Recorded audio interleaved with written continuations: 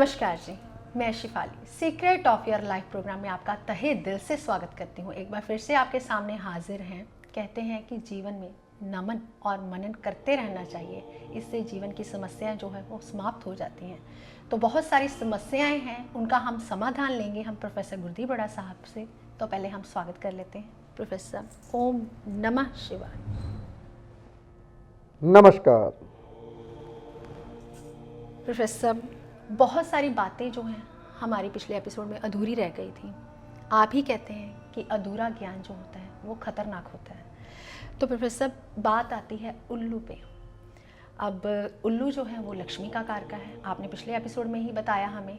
लेकिन उल्लू से लोग जो है बहुत सारी तांत्रिक प्रक्रिया करते हैं, तांत्रिक विद्या जो है वो करते हैं। कुछ शायद पैसा हड़पने के लिए कह सकते हैं, या फिर कुछ लोग जो हैं उसको अपने घर में रख लेते हैं। बहुत सारी बातें हैं, लेकिन हम आपसे जानना चाहते हैं ऐसा लोग क्यों करते थे, तांत्रिक प्रक्रिया क्यों करते थे? शिफाली जी, अगर मैं बात करूं तो उल्लू की मान्यता हिंदुस्तान में बहुत ज़्यादा है। जी बिल्कुल। इसलिए बैन, उल्लू के शिकार के ऊपर बैन लगाया गया हिंदुस्तान में, क्योंकि शिफाली जी दुनिया शुरू से ही अनपढ़ भी रही है। जी बिल्कुल। पढ़ी लिखी भी रही है, अनपढ़ भी रही है। जी। ज्ञानी भी लोग यहाँ पे बहुत हैं, अज्ञानी भी बहुत हैं। जी। अंधविश्वास भी बहुत है। अंधविश्वास जो पहले था वो बहुत ज़्यादा था। जी।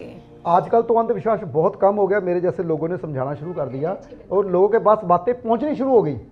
पहले ये मीडिया नहीं था, ये सब कुछ नहीं था, ये सोशल मीडिया तो बिल्कुल भी नहीं था, तो लोगों के साथ बातें कैसे पहुंचती थी। उस वक्त अंधविश्वास बहुत ज़्यादा हुआ करता था। और अरे यहाँ पे पेड़ सड़ गया था, अब यहाँ पे तो भूतनी रहती है, यहाँ पे ये हो गया तो यहाँ पे ये होता है। तो पहले जो कलाकृति थी ना, पहले आज से हज़ारों सालों पहले भी उल्लू की कलाकृति की बनाई जाती थी। वो इसलिए बनाई जाती थी कि आपके घर में लक्ष्मी माता ने उल्लू के ऊपर बैठ के ही आना है। देखिए, लक्ष्मी जी का वाहन है, तो लोगों कहते हैं लक्ष्मी का वाहन है तो हमारे घर में लक्ष्मी आ जाएगी। उल्लू को पकड़ के घर में रखना शुरू कर दिया। जी। अंधविश्वास बढ़ गया। तो कईयों ने उनको तांत्रिक विद्या करनी शुरू कर दी। इसकी खाल से ये तांत्रिक विद्या होती है, उसके पंजे से ये होता है, उसके दांत से, चूंच से ये होता है। जी। तो पहले आप समझिए, जो भी जानवर भगवान बनाता है वो आपके भले के लिए होता है। दुनिया में कोई भी जानवर है आपके भले के लिए। बहुत ध्यान सुनिए, जब चूहे बढ़ जाते हैं तो प्लेग बन जाती है, प्लेग जैसी बीमारी आती है। तो ये जो बीमारी को रोकने के लिए उल्लू को भगवान ने पैदा किया। रात को अंधेरे में उल्लू, जितने भी चूहे रात को निकलते हैं बंदे का, क्योंकि जो चूहे होते हैं वो जब भी खड़का जहाँ पे हो रहा हो वहाँ पे नहीं जाते। जब खड़का बंद हो जाता है, बिल्कुल बंदे सो जाते, तो वो फिर आते हैं। वो फिर चूहे आपका नुकसान करते हैं, दुकानों में, घरों में, बाहर निकलते हैं। तो भगवान ने उल्लू को बनाया इसलिए था, जितने भी सांप, जो छोटी प्रजाति है, जो कीड़े मकोड़ों जैसी प्रजाति है, जो इंसान को नुकसान पहुंचाती है, उसके लिए भगवान ने ये जानवर, ये पंछी बना रखे थे, गरुड़ जैसे, उल्लू जैसे, कि आपको जो नुकसान पहुंचाते उसको खा जाए। जैसे गरुड़ सांप खाता है, उल्लू भी सांप खाता है, और चूहों को उल्लू बहुत ज़्यादा खाता है। तो चूहे आपके घर में नुकसान पहुंचाते हैं, तो भगवान ने कुछ ना कुछ तो देना है ना, उसको खाने के लिए उल्लू पैदा कर दिया। तो जितने भी जहरीले जो होते हैं, रेंगने वाले जीव, उनको उल्लू और गरुड़ खा जाते हैं। बहुत ध्यान से सुनने वाली बात है। तो हम उसको मारते हैं ताकि हमारे घर में प्लेग जैसी बीमारियां, हमारे घर में बीमारियां आए, वो हमको डस मारे मार दे। लेकिन जो बचाने वाला था उसको तो आपने मार दिया। तो ये वहम भर में लोगों ने, पहले भी वहम भर में लोग रहते थे, लक्ष्मी इस उल्लू के ऊपर बैठ के आती, तो आपने उल्लू को नुकसान करना पहुंचा दिया। जो तांत्रिक विद्या करते हैं, जो लोग कहते हैं कि इसकी खाल से ये होता है, इसकी खाल से ये होता है, किसी की खाल से कुछ नहीं होता। ये आपकी मन घड़त बातें हैं। देखिए, कोई भी खाल, चाहे किसी भी जानवर की खाल लीजिए, उससे भी कीजिए, उससे भी वही होगा जो आप उल्लू की खाल से कहते हो। किसी भी पंजे से, उससे भी पंजे से वही होगा जो आप कहते हो। क्योंकि पंजा वो क्या करता है, पंजे से वो जहरीला जानवर पकड़ता है, चूंच से खाता है। अरे भाई, वो आपके फायदे के लिए है। लक्ष्मी किस घर में आती है? जिस घर में सफाई होती है। उल्लू का बाण, पहले लक्ष्मी उल्लू को भेजती है, जाके उस घर की सफाई कर, जानवर कीड़े मकोड़े खा, फिर उसके बाद खुद आती है। तो आप क्या करते हो? आप उस जीव को ही मार देते हो। लक्ष्मी कहाँ आपके घर में आए? चलो बताओ मुझे। जो तांत्रिक विद्या करते हैं सबसे पहले आप ये जानिए उसका घर गृहस्थी सही नहीं होगी, उसकी घर गृहस्थी उजड़ गई होगी। बेटा उसको छोड़ के चला गया, बीवी उसको छोड़ के चलेगी, तांत्रिक अकेला ही रह गया जो मनमानी करने के लिए और लोगों का दुख बचाने के लिए। जो लोगों किसी का भला करने के बजाय बुरा करते हैं उसका बुरा सबसे पहले उसका बुरा होता है, बाद में दूसरों का बुरा होता है। पहले तो जो लोग कर रहे हैं, जो विद्याएं करते हैं, उनका नुकसान तब से शुरू होना शुरू हो जाता है जब वो करना शुरू करते हैं। इसलिए कोई भी मैं ऐसा कोई भी उपाय नहीं देता जिसमें किसी प्रकृति का नुकसान हो रहा हो या किसी जानवर का नुकसान हो रहा हो या किसी इंसान का नुकसान हो रहा हो। मैं हमेशा वही उपाय देता हूँ। वैसे एक बात बताऊं, मेरे पास वही आता है जिसकी किस्मत में कुछ अच्छा लिखा है, तो अच्छे इंसान ही आएंगे, बुरे तो आएंगे ही नहीं। ये मेरी जुबान पे मेरी आत्मा बोलती है, जिसकी किस्मत में अच्छा लिखा है वही आएगा। तो अच्छा भगवान सबका तो लिखना रहा, सबका अच्छा नहीं लिख सकते कभी भी, भूल जाइए। चलो आज ही लगा दीजिए मैं गुरदीप रोड़ा के पास जाऊंगा, मेरी गारंटी है आप नहीं आ पाओगे, लिख लीजिए, लिख के दे रहा हूँ आपको। क्या भला ऐसा ही हो जाता है? कुछ इंसान कहते हैं हम 5 साल से आने की कोशिश कर रहे थे, कुछ इंसान कहते हैं मैं 4 साल से आने की कोशिश कर, कुछ इंसान कहते हैं मैं 3 साल से, 2 महीने से, 6 महीने से आने की कोशिश कर रहा हूँ। तो ऐसे कोई नहीं पहुँच पाता। और कुछ तो ऐसे भी हैं प्रोफेसर साहब जो शायद 2015-16 से एपिसोड देख रहे हैं, अब तक नहीं आए, अब तक नहीं आ पाए, शायद उनकी किस्मत अभी जागी नहीं। शेफाली जी, रास्ता दिखाने वाले बहुत कम इंसान होते हैं। हर इंसान, लूटने वाले तो पूरी दुनिया है, तो लुटाइए, आप जाते रहिए हर किसी के पास जाइए, आप शक्ति ढूंढिए, किसी इंसान के पास शक्ति है, बाबा ढूंढिए कोई, तो वो तो है नहीं। सबसे बड़ी चीज़ ये है कि जो आपके भीतर है वही मेरे भीतर है, जो आप में ज्ञान है वही मेरे में ज्ञान है। हाँ, ये बात अलग है आपने जगाया नहीं, मैंने जगा लिया, वो बात अलग है। आप उस अवस्था तक पहुंचे नहीं, अब नर्सरी में हो, पाठ पढ़ के बैठे हुए हो, बुक्स पढ़ के बैठे हुए, मैंने पाठ करना है, मैंने ये मंत्र पढ़ना है, ये मंत्र पढ़ना है, पढ़ते रहिए। ये तो नर्सरी की क्लास से है, करते रहिए, क्योंकि उस अवस्था तक नहीं पहुंचे आप जिस अवस्था तक हम पहुंच चुके हैं। क्या पता किसी लोगों की अवस्था मेरे से भी कहीं ऊंची होती है, उनको मेरी बातें भी बच्चों जैसी बातें लगती हैं। तो कुछ लोग तो ये कहते हैं प्रोफेसर कम से कम 4 दफ़ा एपिसोड देखते हैं तब बातें आपकी समझ आती हैं। शेफाली जी, कुंडली में ऐसे कौन से ग्रह होते हैं जो ज्ञान को जगाते हैं? पहले तो ये क्वेश्चन पूछिए ताकि लोगों को पता चले कि हमें पॉजिटिविटी आएगी कि सारी जिंदगी आएगी ही नहीं। जी प्रोफेसर साहब, आपने बिल्कुल बात सही कही कि कुछ ऐसे ग्रह होते हैं इन कुंडली में कि जो ज्ञान जगाते हैं। क्या वाकई में ये है कुछ? बिल्कुल शेफाली जी, क्यों नहीं है। ज्ञान कहाँ से आता है, पहले मुझे ये बताओ, कौन सा घर ज्ञान का है? जी, नौवां घर ज्ञान, पंचम घर ज्ञान, जी बिल्कुल, स्टडी का, पंचम घर स्टडी का, ज्योतिष का, ज्ञान का। तो नौवां घर धर्म कर्म का, भाग्य का, जो ज्ञान को जगाने वाला है। पंचम का पंचम, पंचम का पंचम, नौवां घर हो गया ना। तो शेफाली जी ऐसे ही 9वें घर का पंचम लग्नेश, लगन, यानी कि तीनों घर आपके अगर स्ट्रोंग होंगे तभी ज्ञान जागेगा, तब तक तो जागेगा नहीं। पंचम का पंचम, पंचम का पंचम, पंचम घर का पंचम 9वां घर, 9वें घर का पंचम लग्नेश, लगन का पंचम घर पंचम घर। तो ये जब पंचम की कड़ी नहीं जुड़ेगी आपके, तब तक ज्ञानी नहीं बन पाओगे। और इसके ऊपर गुरु की दृष्टि होनी चाहिए शेफाली जी। जी बिल्कुल, इसके ऊपर गुरु की दृष्टि नहीं होगी तो वैसे बंदा ज्ञानी नहीं हो पाएगा। अगर तीसरे घर में गुरु बैठा है तो 9वें घर को देखता है, इसलिए मतलब ज्ञान आएगा। 11वें घर में गुरु बैठा है, पंचम घर को देख रहा है तो ज्ञान आएगा। देखिए, और आपका 7वें घर में गुरु बैठा है तो लगन को देख रहा है तो ज्ञान आएगा। लगन में गुरु बैठा है, पंचम घर को, 9वें घर को देख रहा है तो वेरी वेरी गुड, ज्ञान 100% आएगा। अगर 9वें घर में गुरु बैठा है, लग्नेश को भी देख रहा है और पंचम घर को भी देख रहा है, 9वें घर के भाग्य को भी जगा रहा है, तो ज्ञान बहुत बढ़िया आएगा, जैसा कि मेरा 9वें घर में बैठा हुआ है। पंचम घर में गुरु अगर कहीं बैठ गया तो स्टडी को जरूर ब्रेक लगाता है और उनमें अड़चने डालता है, लेकिन ज्ञान जरूर दिलाएगा, भाग्य जरूर जगाएगा।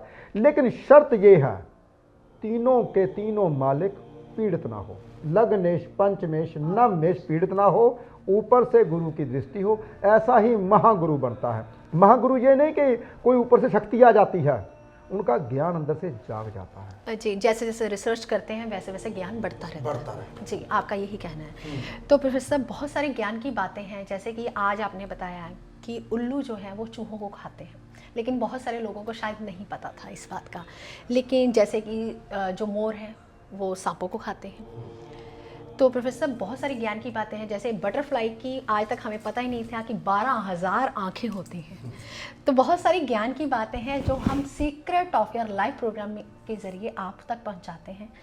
तो प्रोफेसर जैसे कि मस्या की रात जो है वो काली होती है, और जितनी भी सफ़ेद चीज़ें हैं वो कभी काली नहीं होती, हालांकि मस्या की रात तो इतनी काली होती है।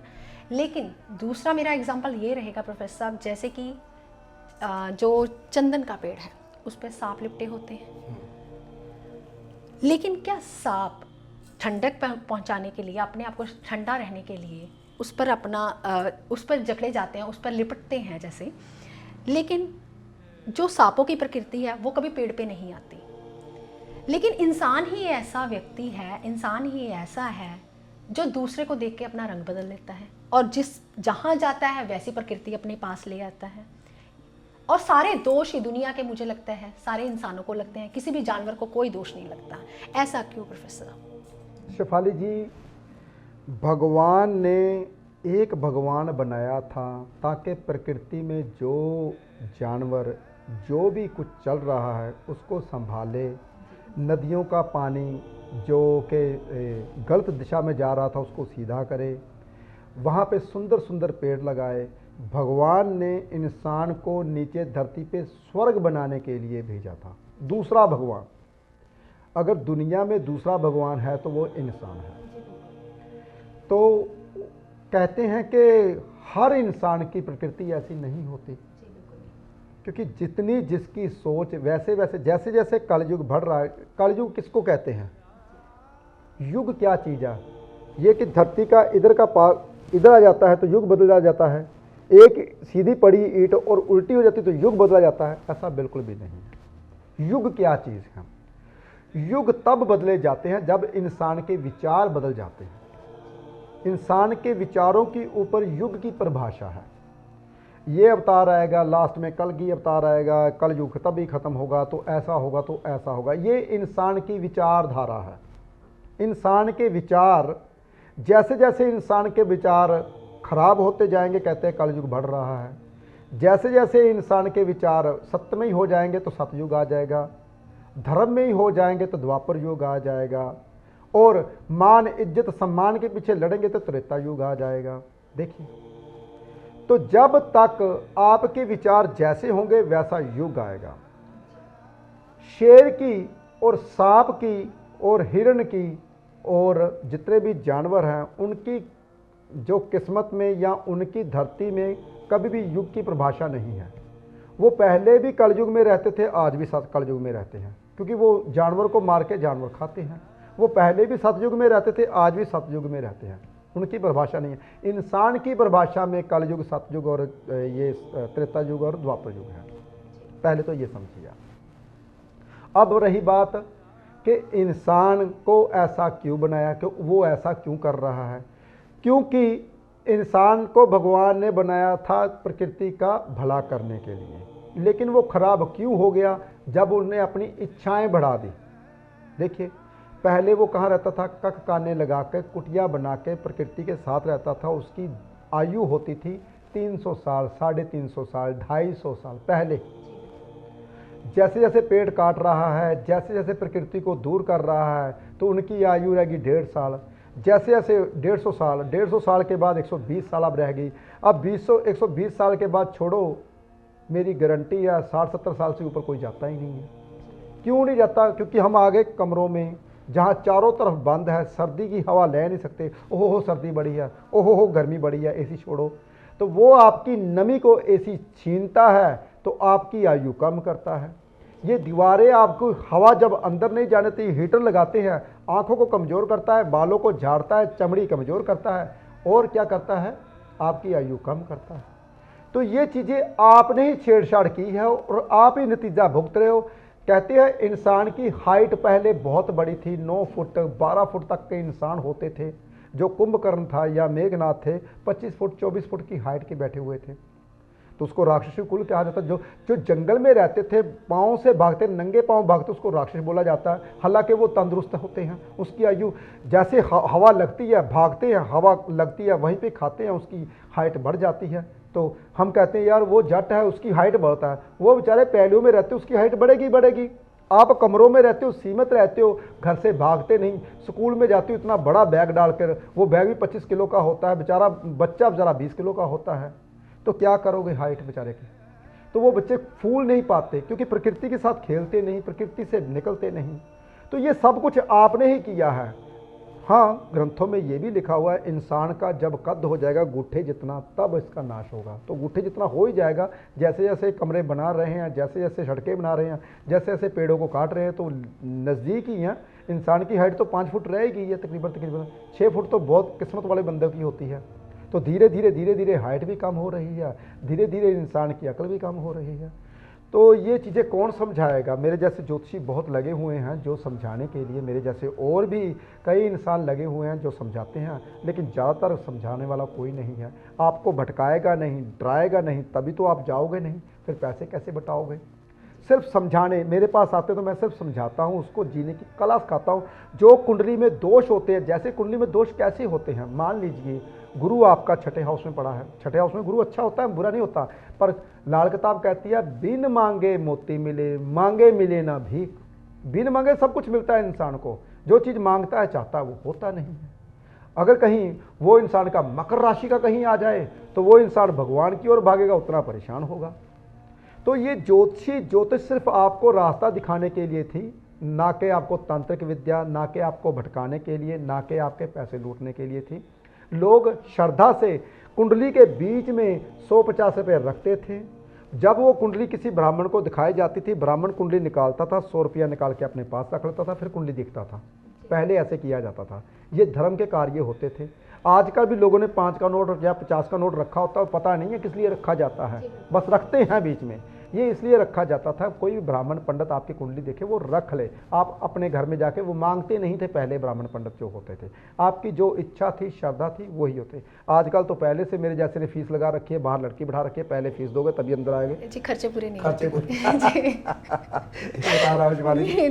तो ऐसे आजकल क्या है समझाने का तरीका, अगर मैं चलो शेफाली जी सच ही बता देता हूँ, अगर मैं ज्ञान फ्री में बांटना शुरू कर दूँ लोग कहेंगे बेवकूफ़ है। जी प्रोफेसर साहब, एक सिस्टम चलाना होता है, अगर हम इतना तामझाम नहीं दिखाते तो लोग कहते हैं यार इसको ज्योतिष नहीं आती। अच्छा, ज्योतिष दिखाने के लिए पहले तामझाम दिखाना पड़ता है, दिखाना पड़ता है, जो दिखता है वो बिकता है। जी शिवाली जी ऐसे नहीं है, वो बात सही है आपकी, लेकिन जो ज्ञान है ना इंसान के भीतर, वो कोई भी दुनिया का इंसान बेवकूफ़ नहीं है।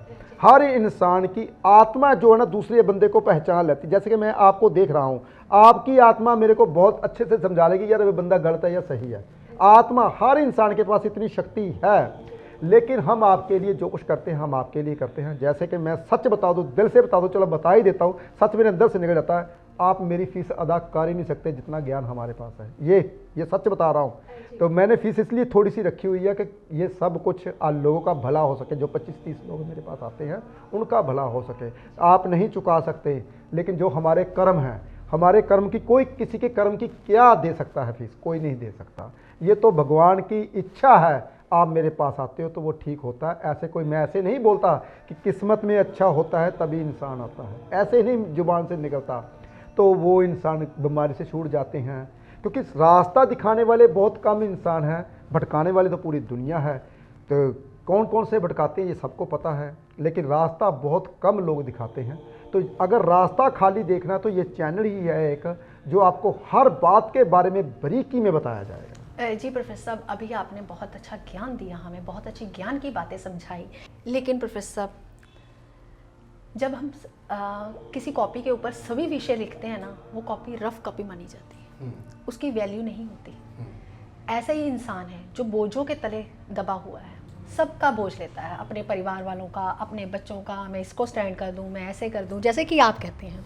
मतलब आप भी एक रफ कॉपी जैसे हैं प्रोफेसर साहब, लेकिन आपकी वैल्यू है क्योंकि आप सबको ज्ञान दे रहे हैं।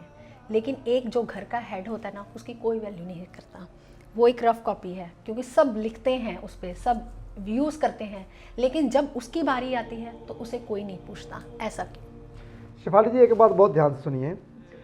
जो भगवान ड्यूटी देता है, अगर वो इंसान अपनी ड्यूटी से भागता है तो वो परेशान होता है। वो बनाया ही इसलिए गया है ताकि उसको रफ कॉपी बनना है, उसको सबका भला करना है, चाहे वो घर वाले हों चाहे वो बाहर वाले हों, जो भी हों। जैसे कि मेरे को एक छोटे छोटे बच्चे का भी ध्यान होता है, यार मेरे ऑफिस में ये बच्चा, उसको ये चीज़ की ज़रूरत है तो मैं उसको दूँ, जैसे कि मेरे को इस चीज़ का ध्यान होता है। तो जो रफ कॉपी होती है ना, अगर वो खो जाए ना तो फिर दोबारा ढूंढते रहते हो कहाँ गया, वो लाइन कहाँ लिखी हुई थी। सबसे अच्छी कीमत, सबसे अच्छी वही मानी जाती, जो आप सजा सजा के लिखते हो ना, उसकी ज़रूरत नहीं पड़ती। जहाँ पे रफ लिखा होता है ना, उसकी ज़रूरत बार बार पड़ती है। तो ये आपके घर में जो रफ कॉपी जिसको समझते हो ना, तो इसकी ज़रूरत बार बार पड़ती है। ये जो आपका हेड होता है, इसको संभाल के रखना चाहिए और इतना बोझ मत दीजिए ताकि अटैक आ जाए। तो जो हेड होता है उसको भी इतना बोझ नहीं लेना चाहिए। करने वाला वो भगवान है, समझाने वाला वो भगवान है। मेरा बच्चा बोल रहा था, पापा जी समझ क्यों नहीं आती किसी को। मैंने कहा भाई, अगर भगवान ना चाहे तो समझ नहीं आ सकती, चाहे मैं जितना मर्जी बोलता रहूं। अगर उनकी मेहर हुई तभी मैं समझा पाऊंगा, नहीं तो नहीं समझा पाऊंगा। अगर उनकी मेहर हुई तभी आपके पास एपिसोड पहुंच पाएगा, ऐसे पहुंच ही नहीं पाएगा जितना मर्जी जोर लगा लो। तो ज्ञान की बातें बहुत मुश्किल से मिलती हैं। अगर ज्ञान की बातें हमारे एपिसोड में ही, हमारा ही एक एपिसोड है the secret of your life programme है, जिसमें हम जितनी बातें हमारे अंदर से निकलती है वो ज्ञान की ही होती है। कोई भी हम कॉपी लेकर या स्क्रिप्ट लेकर ऐसे बैठते नहीं कि शेफाली जी ने, पता नहीं शेफाली जी के मन में क्या क्वेश्चन आता है, वो सीधा ही सीधा पूछ लेती हैं और मेरे को भी नहीं पता होता उस क्वेश्चन का आंसर का, लेकिन मेरे अंदर से बातें निकलनी शुरू हो जाती। जैसे कि उल्लू के बारे में, तो उल्लू के बारे में थोड़ा सा मुझे पता था, इतना कुछ नहीं पता था कि उसका दिमाग बहुत तेज़ होता है उल्लू का, और लक्ष्मी का वाहन होता है। और उल्लू जो होता है वो रात को कीड़े मकोड़े खाता है ताकि इंसान का भला हो सके। जैसे जैसे मैं बोलना शुरू किया वैसे वैसे मेरे अंदर से बातें निकलनी शुरू हो गई। तो ये भगवान सब कुछ बताता है। शेफाली जी कोई भी क्वेश्चन पूछते हैं उसका मैं आंसर आपको बहुत बारीकी में बताता हूँ। यहाँ पे जाते जाते ये मैं जरूर बताऊँगा, कभी भी किसी भी जानवर को काट के किसी का तंत्र प्रयोग नहीं किया जा सकता। जो इंसान ऐसा करते हैं अपनी घर गृहस्थी से भी जाते हैं, अपने बच्चों से दूर हो जाते हैं, सुख उसके कभी इस जन्म में उसको सुख नहीं मिलता। अगले जन्म में वही जानवर बनता है, तो जिसको काटा होता है वही इंसान बनता है, वो वैसे ही काटता है जैसे उसको उसने काटा होता है। कहता है जो प्रकृति को दोगे वही प्रकृति आपको लौटा के देगी। इसलिए किसी को पाप कर्म करके या किसी का बुरा करके किसी का अच्छा नहीं हो सकता। हाँ, इस बात की मैं गारंटी देता हूं, किसी का अच्छा करके आपका अच्छा जरूर हो सकता है। अगर आप भूलते हो तो, अगर आप याद रखते हो, इसका यह मतलब आप एहसान करके बैठे हो कि मेरे वो एहसानों के नीचे दबा हुआ है, तो ऐसा भूल जाइए। अगर आप ऐसा करते हो तब भी आपका भला नहीं हो सकता। कर्म करते जा, फल की इच्छा मत कर, यही इंसान का जो दस्तूर है। तो जो इंसान समझ नहीं पाता, हमारे उपाय बहुत सिंपल साधारण से होते हैं। जाते जाते उपाय जरूर दूंगा। लक्ष्मी के वाहन की बात आई थी, उल्लू की बात आई थी, तो लक्ष्मी की बात आती है। तो मैंने बातों बातों में उपाय बता भी दिया, लेकिन मेरी गारंटी आप समझ नहीं पाए उस उपाय को। लक्ष्मी पहले अपना वाहन भेजती है कि घर में सफाई करके आ। तो आप घर में जितनी भी सफाई या कीड़े मकोड़े जो भी चूहे चीज़ें खाते हैं, बिस्तर के नीचे, बेड के नीचे, जितना भी घर में सफाई कर लीजिए, लक्ष्मी आ जाएगी। तो मैंने तो ये उपाय बता ही दिया था। तो मुझे पता है कि मेरी जो बातें हैं बहुत ऊपर से निकल जाती हैं, बाद में मैंने इसलिए बताया। अगर आप लक्ष्मी चाहते हो तो घर में कभी भी चीज़ें इधर उधर मत बिखेरिए। जो आपकी चप्पलें इधर उधर पड़ी है वो मत बिखेरिए। घर में जो बिस्तरे वैसे के वैसे पड़े रहते हैं वैसे मत कीजिए, तो लक्ष्मी आपके घर में कभी नहीं जाएगी।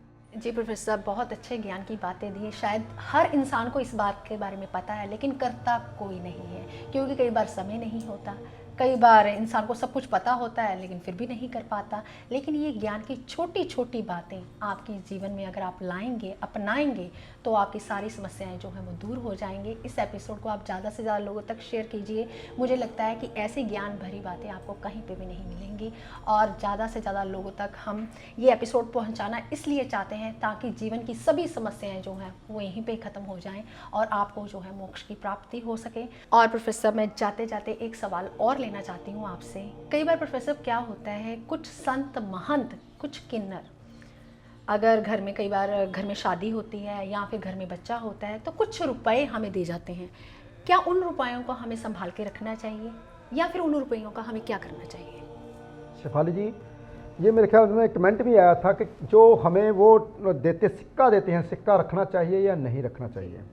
जो किन्नर होते हैं वो भी बुद्ध होते हैं, जो सिक्का होता है वो भी बुद्ध होता है। तो इसलिए बुध, अगर बुध से हाथ से आपको बुध मिलता है, यानी कि बुध के हाथ से आपको बुध ग्रह मिलता है, तो वो अपने गले में रख सकते हैं, कोई दिक्कत नहीं है। इससे पैसे बिजनेस चलना शुरू हो जाता है आपका। जो बुध के हाथ से लक्ष्मी लेता है, लक्ष्मी यानी कि अगर रुपया, वो लक्ष्मी होती है, अगर वो लेते हैं, रुपया लेता है या नोट लेते हैं, वो भी आपके हाथ से अच्छा ही होता है, बुरा नहीं होता। तो ये वहम भर्म में मत पड़िए भी किसी के हाथ से क्या लेना है। ये मैंने इसलिए बताया क्योंकि शेफाली जी ने भी ये पूछ लिया कि ये लेना चाहिए या नहीं लेना चाहिए। कोई भी अगर प्यार से, चाहे आपकी बहन, भूआ, मासी, ये भी बुध ग्रह ही होती हैं, अगर ये भी पैसे देती हैं तो ये भी बुध ग्रह ही होता है, तो आपका घर में बिजनेस बढ़ता है। इसलिए कहते हैं रिश्तों को ही खाली ठीक कर लीजिए, आप इन चक्करों में मत पड़िए। खाली आपके घर में जो रिश्ते होते हैं, बहन, बुआ, मासी, ये भी बुध ग्रह ही होती हैं, इनके हाथ से भी रुपया ले लीजिए, इनके हाथ से भी आप नोट ले सकते हो, तो घर में संभाल के रख सकते हो। लक्ष्मी का वैसे ही कहते हैं, बड़ों का दिया हुआ आशीर्वाद तो वैसे ही फलता है। तो ऐसे ही पूरे घर में, तभी मैं बोलता हूँ जो घर परिवार होता है वो पूरे ग्रह होते हैं। आपके घर के भीतर ही सभी ग्रह बसे हुए हैं, किसी से कुछ भी लेने से नुकसान नहीं होता, बेनिफिट ही होता है। जी प्रोफेसर साहब, आज आपने बहुत सारी अच्छी अच्छी ज्ञान की बातें की, क्योंकि बात थी हेड के ऊपर भी, यानी कि अगर कुंडली में सिर्फ राजा और रानी को ही ठीक कर लिया जाए, मुझे लगता है सारी कुंडली जो है वो बिल्कुल ठीक हो जाती है। जैसे कि सूर्य और चंद्र की बात की प्रोफेसर साहब ने, अगर इनको ही ठीक कर लिया जाए तो सारा ग्रह जो है आपके एक ही चेन में जो है वो ठीक हो जाएंगे। तो ज़्यादा से ज़्यादा लोगों तक शेयर कीजिए इस एपिसोड को, ताकि ये ज्ञान जो है सब तक पहुँच पाए। और कमेंट में आप अपने विचार दे सकते हैं। अगर आप चाहते हैं कि हम इस चीज़ पे एपिसोड करें तो कमेंट बॉक्स में हमें ज़रूर लिखें और ज़्यादा से ज़्यादा लोगों तक शेयर कीजिए। अगर आप नए व्यूअर हैं तो हमारे चैनल को लाइक करें, सब्सक्राइब करें और बेल आइकन का बटन दबाना ना भूलें लेटेस्ट वीडियो पाने के लिए। और आप अपना ध्यान रखें। फिलहाल आज के लिए इतना ही। नमस्कार।